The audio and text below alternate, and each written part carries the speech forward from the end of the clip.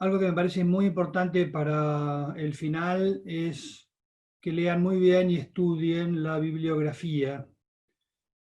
El examen va a ser más intenso que los parciales. El primer parcial fue muy multiple choice y eso no permite, como hicieron notar varios, explicar bien lo que uno sabe.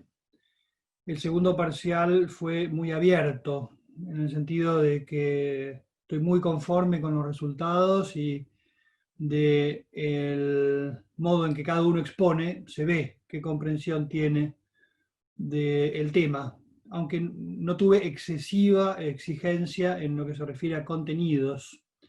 En el final voy a ser un poco más exigente en ese sentido y sobre todo a la bibliografía que hemos utilizado, que no es muchísima, pero es en gran parte densa, por lo cual consideren eso, registren el de estudiar bien. No se me viene a la cabeza, por ejemplo, un artículo difícil como el de Tancel Laniti sobre la creación, ¿no? Ahí hay todo un desarrollo.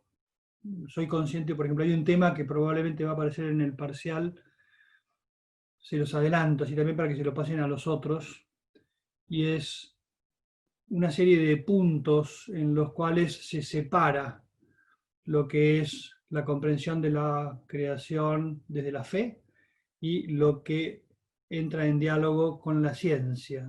El otro día con uno de los parciales intercambiaba opiniones con una de ustedes y había puesto en el parcial había puesto una frasecita terrible porque decía que la fe afirmaba una serie de cosas que por supuesto eran contradichas por la ciencia. Esa afirmación, voy a decir bien difícil, es epistemológicamente trágica, es decir, es una frase por ahí dicha sin demasiado peso, pero gravísima desde el punto de vista de la comprensión de la materia, por ejemplo, ¿no? Ese tipo de cosas hay que afinarlas. No tengo ni idea cuántos de ustedes se piensan presentar, pero sin ningún compromiso, si alguno ya sabe que la va a dar y la va a dar, si lo ponen en el chat, por lo menos yo iba a hacer una encuesta anónima, pero no me dio el tiempo. Simplemente para tener una idea. Mi impresión es que van a ser muchos. Y en otras llamadas, más adelante, cuando probablemente sean menos, los finales probablemente sean orales, dependiendo del número de asistentes. Bueno, dicho Padre, esto, sí.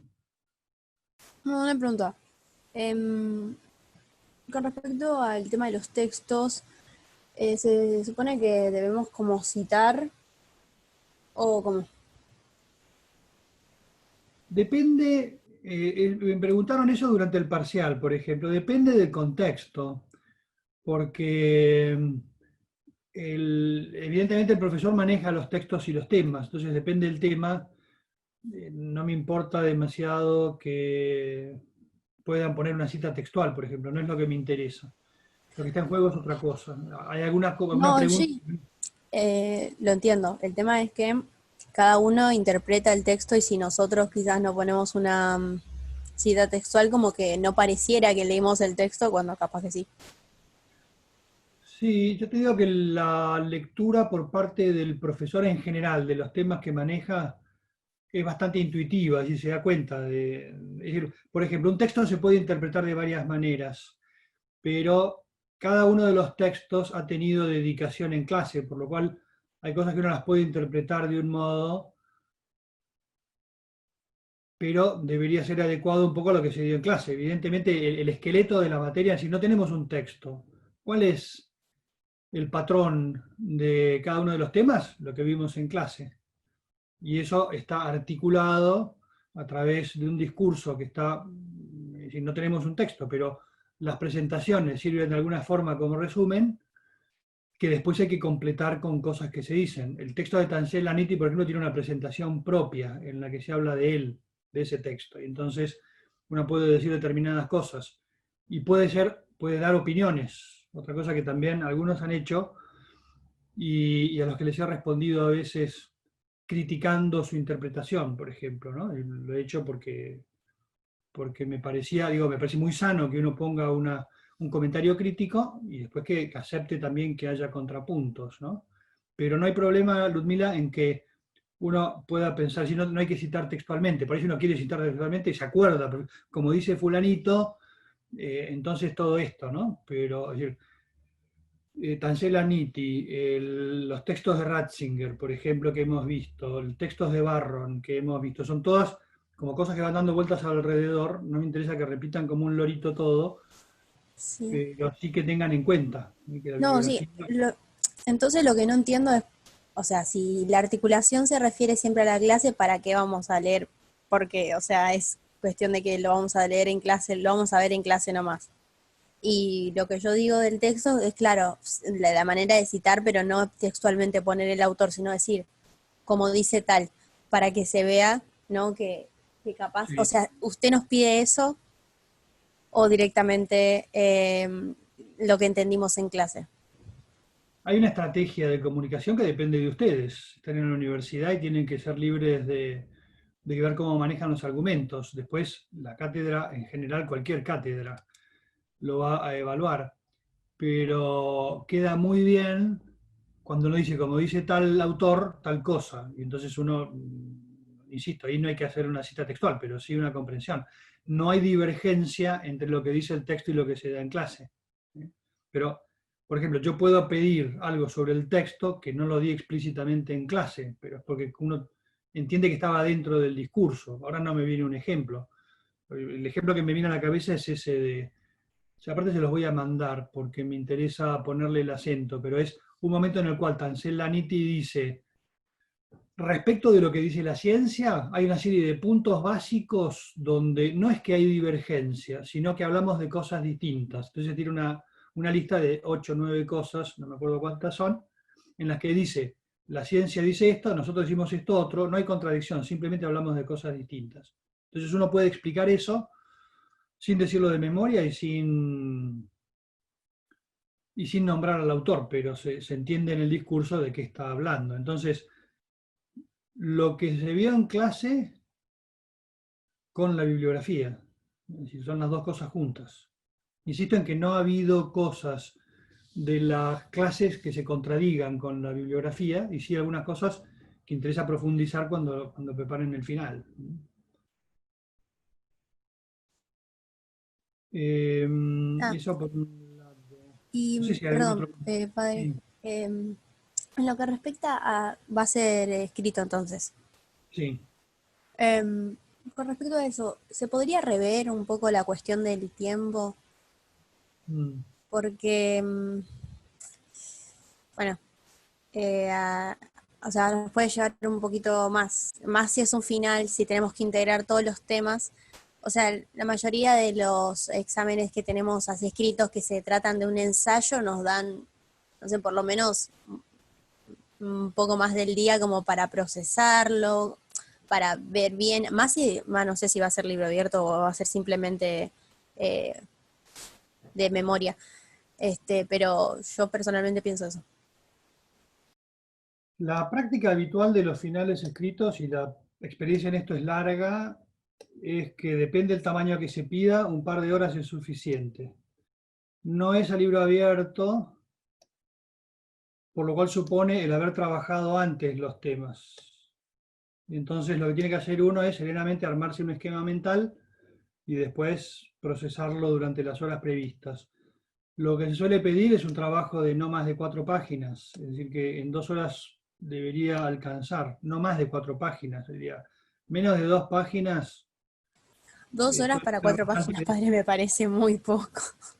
Onda, experiencia de muchos años de docencia, es decir, no, sí, sí, o sea, sí, lo entiendo, pasa que es como que no todos tenemos la misma capacidad de síntesis, de cohesión, o sea, un montón de cosas, y eso no tiene que ver con la integración que tengamos de los temas, capaz reentendemos los temas, pero los entendemos un poco más despacito, como que necesitamos un poco más de tiempo, o ha sea, eso no habido tiene, no se mide en la materia. Ha habido todo un itinerario en el cual se han hablado de los temas, se han estudiado, se han hecho parcialitos para estudiar. Evidentemente cada uno lo ha elaborado según su propia manera de organizarse, pero defiendo la práctica habitual de hacer un tiempo limitado, en un periodo limitado, como todo examen, es decir, es un rendimiento en el cual se evalúan muchas cosas, pero es decir, no es tanto un ensayo cuanto un desarrollo de temas que han debido ser estudiados antes. Es decir, que no cambiaría el formato de los exámenes habituales, que son el de tiempo limitado, espacio limitado, y eso depende mucho de lo que se haya estudiado, sobre todo, ¿no? Es decir, estudiar supone integrar, uno tiene que integrar la materia antes de presentarse a rendir el examen. Y como son contenidos precisos y articulados entre ellos, hay que estudiarlos. Y no requieren tanto de un trabajo larguísimo. Es decir, estamos en octubre, llevamos 7 meses de trabajo con estos temas. Por lo cual, eso, mantengo la opinión, también hablada con otros profesores, de que el modo de evaluación va a ser el previsto. Padre, le Bueno, hago una consulta. Sería a sí, las 11 de la mañana, ¿no? En horario sí, de clase. en principio va a ser en horario, sí, como siempre, en horario de clase, de ¿Y 11 a cuándo 1. nos podríamos inscribir? Eso ya depende de la materia, que siempre se abre varios días antes, y eso consulten en secretaría, porque en cuanto se Ok. publique la fecha podrán comenzar a inscribirse. Recuerden en esto también que el sistema es bastante exigente en ese sentido. Si uno no se inscribe dentro del término, se queda fuera y no hay escapatoria. Si uno se queda fuera, no hay forma de meterlo. Entonces hay que ser Igual muy estaba viendo, responsable. ¿Cómo? disculpe, estaba viendo y dice fecha de regularización en noviembre. Como que 21, no, perdón, 21 del 10 dice, 21 del 10. fecha de regularización. No, la regularización es la cursada y todos han regularizado la materia. Claro, sí, sí, sí, pero para el sistema. Entonces, a partir de esa fecha es que es que deberíamos poder inscribirnos. Sí, como insisto, que como todavía no han publicado las fechas oficiales, la fecha que yo tengo, salvo que la cambien, yo no tengo ningún inconveniente en que se cambie. ¿Ustedes tenían alguna fecha en el calendario de ustedes prevista? Para el final, Tengo No. no era este el día 13. un parcial. No, la Tal vez fecha está mal igual lo de la regularización. Tal vez cambian la fecha después en secretaría. sí, yo creo que eso tiene que ver No con puede otros ser. calendarios. No, no lo sé. Lo Hay que que sí poner por sé, el chat quién lo rinde. si quieren, es simplemente yo para tener una idea, yo calculo que van a dar la mayoría. Punto. Tampoco cambia nada, es decir, es simplemente una orientación por pura curiosidad mía de decir, ¿van a dar todos? Sí, van a dar casi todos. Perfecto, listo. No, resulta que van a dar 5 nada más. Perfecto, me viene bien saberlo. De todos modos, eso yo lo verifico también a medida que se van inscribiendo, porque eso nosotros tenemos acceso, ¿no? Puedo llegar el día del final y saber que tengo 70, o que tengo 25, o que tengo 10. Me van respondiendo algunos, insisto, con total libertad, ¿eh? Y si se quieren Padre, bajar después, se pueden bajar, hasta el momento de borrarse se pueden bajar, es decir, no hay problema. padre, ¿Alguien pregunta? Sí. sí, yo. Entonces dijo que esta fecha sería escrita y las que siguen serían oral probablemente. Depende del número de participantes, porque eso hay un límite más o menos razonable de personas, pero en general es probable sí que si son menos de 10 se puedan tomar orales, menos de 10 entre las dos cátedras, ¿no? Estamos en las dos cátedras, las dos comisiones, perdón, de teología A y B, estamos juntas en ese sentido. Todas juntas son más de 120 alumnos y entonces es probable que si son números acotados, que se pueden atender en un tiempo más o menos razonable, se puedan hacer orales, pero eso ya queda a discreción de la cátedra. es bastante aleatorio en ese sentido. Si uno prefiere darlo oral y entonces lo pasa para más adelante, puede ser que en la siguiente fecha, si hay muchos, también se tome escrito. Es decir, no, insisto que eso forma parte más de las posibilidades que tiene la cátedra en su manejo del tema. Ok. Bueno, entonces, también aclaro que estoy a disposición de ustedes para consultas que puedan haber, y por el mail estamos siempre en contacto. Si se lo proponen entre ustedes, acá pueden hablar con Luli Polastri o con Melanie Willis, que son las delegadas de cada curso, para, si quieren alguna clase de consulta, por ejemplo, el martes próximo, estoy disponible en el horario de clase, por ejemplo. Eso ya manéjenlo ustedes con libertad. Y después, insisto, por mail, por chat del aula, pueden hacer cualquier tipo de consultas que se les ocurra. Bueno.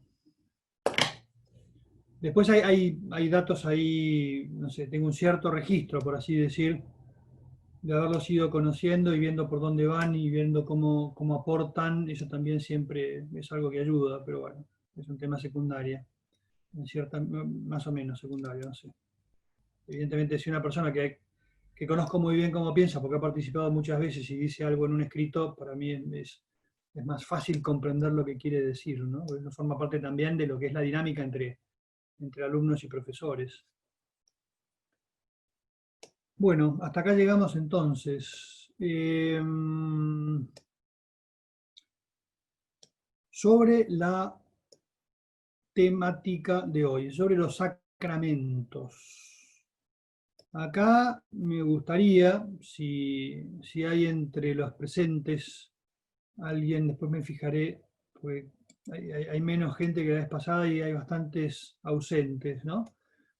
Pero como hicimos la vez pasada, una cierta contraposición o comparación entre lo que es la Iglesia, por ejemplo, para dos vivencias distintas, como son los de la Iglesia Reformada y la Iglesia Católica, en los sacramentos también hay una distinta forma de comprenderlos y de vivirlos. Lo que hicimos, evidentemente, fue una presentación de lo que son los sacramentos desde una perspectiva católica, que se puede complementar con otras lecturas. Acá me gustaría que los que hayan seguido el curso, la clase por video y la presentación, que están en el aula desde la semana pasada, comentarios sobre esa realidad que llamamos los sacramentos. Es decir, pregunta a quemarropa, pero uno diría, ¿qué son esa cosa que llamamos los sacramentos?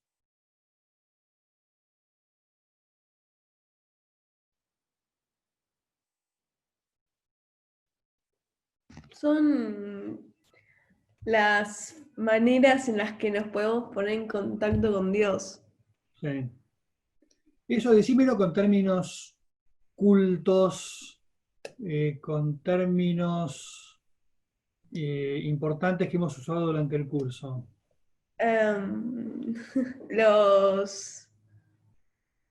Bueno, PowerPoint dice que son los instrumentos que nos dio Dios para poder darnos la salvación. Sí, lo mismo. Y lo mismo te diría, eso está muy bien dicho desde una perspectiva de ya entender lo que es, e incluso la segunda definición es desde la catequesis, por ejemplo. Yo estoy viendo dar un pasito para atrás y tratar, animate, porque yo sé que vos lo tenés a eso, pero es como decir, animate a ponerlo, te estás explicando a alguien que no tiene ni idea de lo que es el catolicismo, tiene una cierta formación intelectual. Cuando lo digo vas a decir, ah, obvio, sí, eso. Son ritos. Ahí está.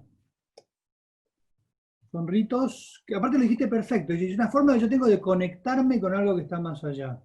Cuando hablamos de la dimensión religiosa del hombre a lo largo de toda la historia y de la manera en que vive la religión, todas las religiones tienen un marco de referencia conceptual que llamamos el mito, y después una serie, esto es importante porque lo vimos así, pero lo repito como explicándolo, un universo simbólico que nos permite ponernos en contacto con ese mundo más allá. Los ritos es el nombre que le damos a esos instrumentos simbólicos, porque no son cosas, es decir, no son un teléfono, no son una cámara, no son un Zoom, sino yo me pongo en contacto con la divinidad a través de un universo simbólico, una serie de gestos, manejando cosas que de alguna forma me ponen en contacto con el más allá. Entonces, yo puedo ver a un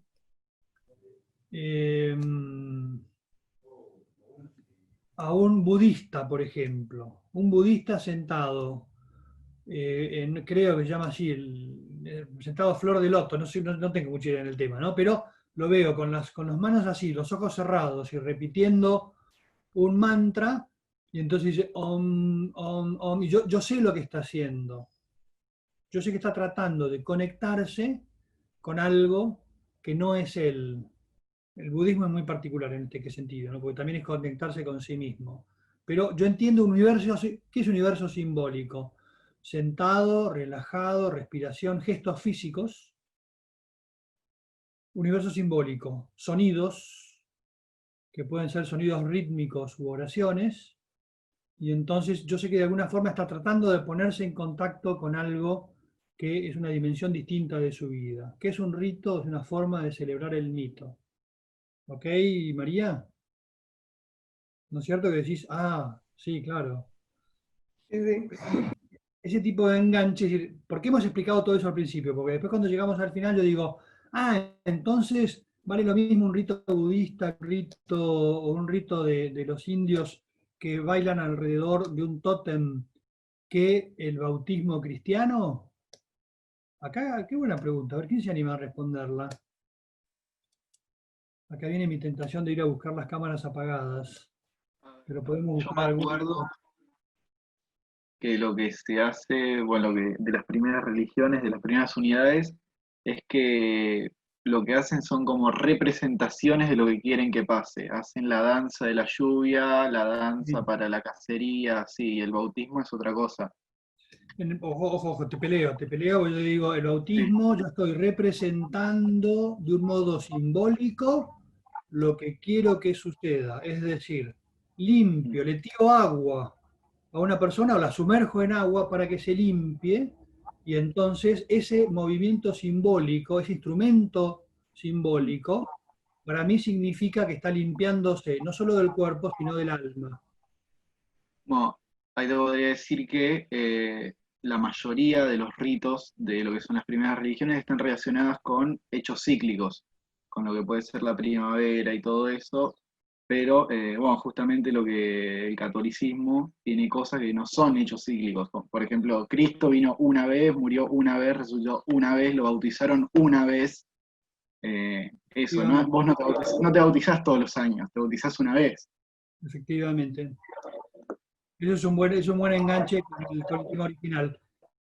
Y acá hay algo muy importante, y es que está todo reducido, está todo concentrado en la definición de sacramento. Si tienen la presentación adelante, búsquenla, porque ya bastante adelante, quiero ver acá, en la 17, en la diapositiva 17, está la definición. Esa definición es la que marca lo que es un sacramento cristiano distinto de un sacramento de una religión pagana. Con todo respeto lo llamo religión pagana, ¿no?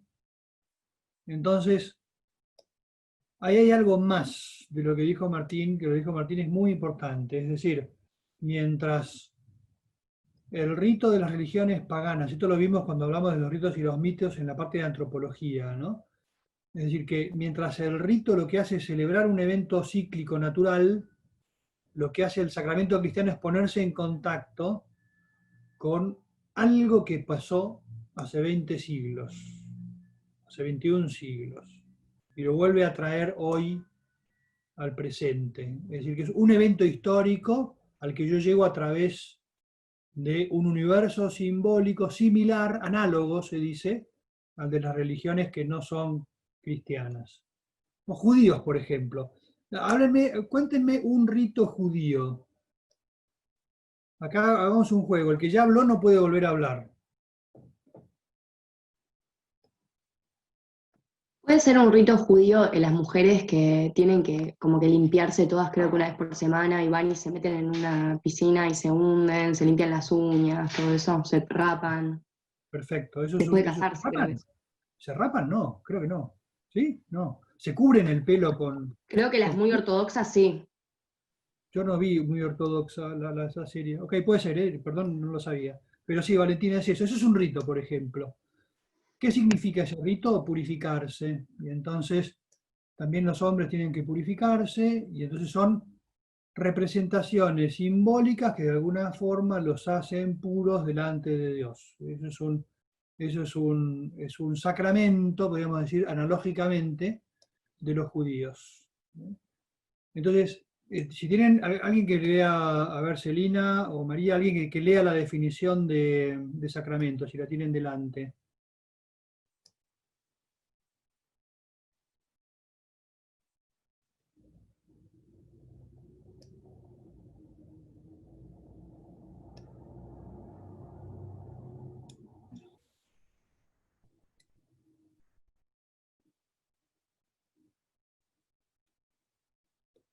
¿La tenés, Celina? Lo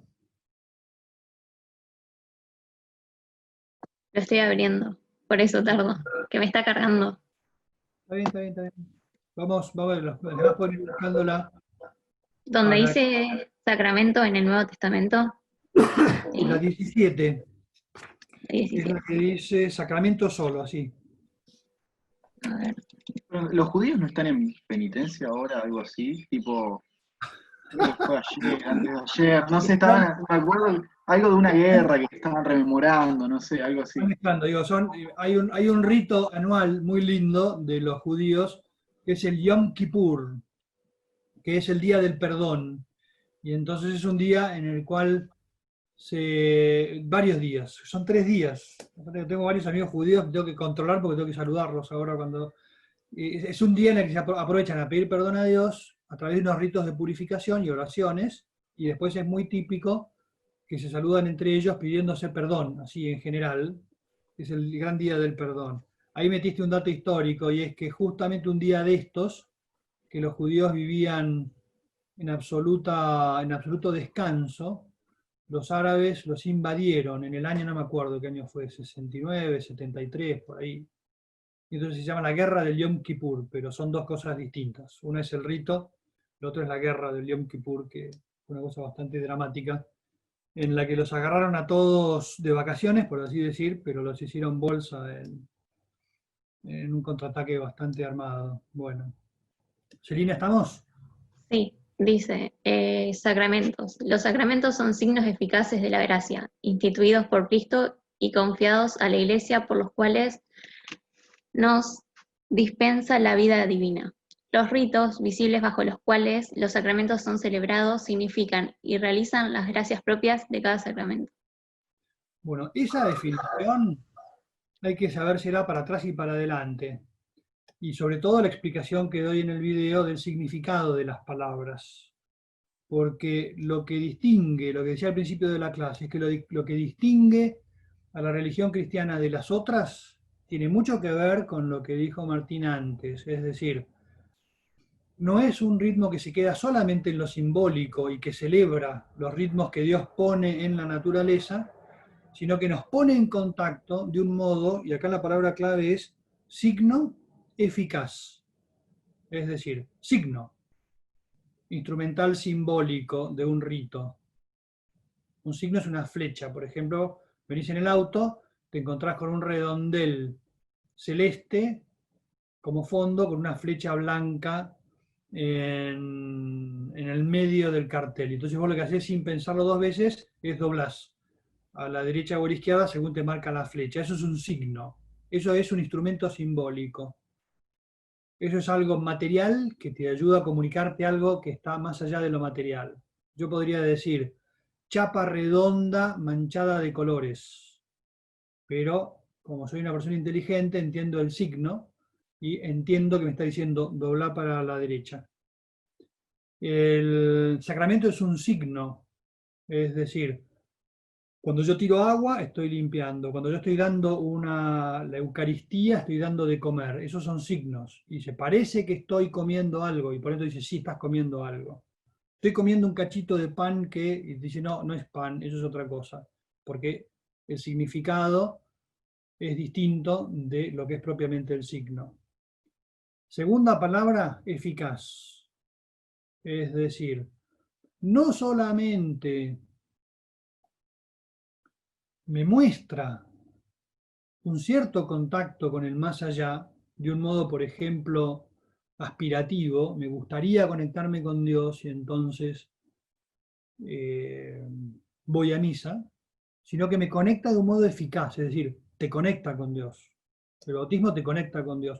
Acá hay una experiencia para los católicos, que es la de la confesión. Una vez, en una comida con profesores en el IAE, muy entretenida, uno de los profesores es un protestante casado con una católica, y entonces, no sé por qué, típica, me tomaron el pelo los profesores, alguien había hecho una macana, entonces dijo, padre, tenés que confesarlo, perdonalo, y entonces empezamos a hablar de la confesión. Para los que no lo saben, la confesión es uno de los sacramentos en los cuales se perdonan los pecados. Y entonces, ahí este profesor fue muy interesante, pero dijo, ustedes los católicos tienen mucho... Era muy divertida la charla porque era como tirarse cosas así a quemarropas muy claras, ¿no? Entonces el profesor dice, ustedes los católicos tienen mucha suerte, porque ustedes cuando se confiesan, el sacerdote, en nombre de Dios, te dice, yo te absuelvo, y entonces te da el perdón. Uno escucha, yo te absuelvo, y sabe que está perdonado, punto. Entonces él me decía, nosotros los protestantes nos confesamos directamente con Dios. El único problema que yo tengo es que nunca sé si me perdona o me perdona del todo. Supongo que sí, pero yo no escucho nada. Entonces era una forma de decir, eso es lo que se llama el valor del signo, es un ejemplo del valor del signo. Lo que una tradición religiosa, con mucho respeto, vive de una determinada manera, hace que de esa manera uno no tenga la seguridad personal, subjetiva, de que ha recibido ese perdón, por ejemplo. Entonces el signo de la confesión católica es que uno verbaliza sus pecados y Dios los perdona a través de la voz del sacerdote y uno escucha. Estás perdonado, chau. Olvídate de ese pecado, Dios te lo perdonó. Después cambia de vida, todo lo que quieras, pero te lo perdonó. Ese signo además es eficaz, es decir, no solamente me deja tranquilo porque me saqué un peso de encima, sino que además yo sé, por la fe, que Dios me lo ha perdonado efectivamente. Entonces me puedo olvidar de ese pecado. Después tendré, insisto, que, no sé, si robé $1.000.000, tendré que devolverlo. Y eso lo tengo que hacer, lo tengo que devolver, forma parte del perdón. Pero yo sé que estoy perdonado. En ese sentido, la palabra eficaz es importantísima. Otro ejemplo de signo eficaz es cualquiera de los otros sacramentos, pero por ejemplo, el bautismo. Yo realizo el rito del bautismo, derramo agua sobre un adulto o sobre un niño que quiere bautizar. Digo, yo te bautizo en el nombre del Padre, tiro agua. Del Hijo le tiro agua y del Espíritu Santo y le tiro agua. Ese signo, el que ve de afuera y dice, che, ¿lo están lavando? Y dice, sí, lo está lavando. ¿Está lavando la cabeza? Ponele. De afuera está lavando la cabeza, pero en el fondo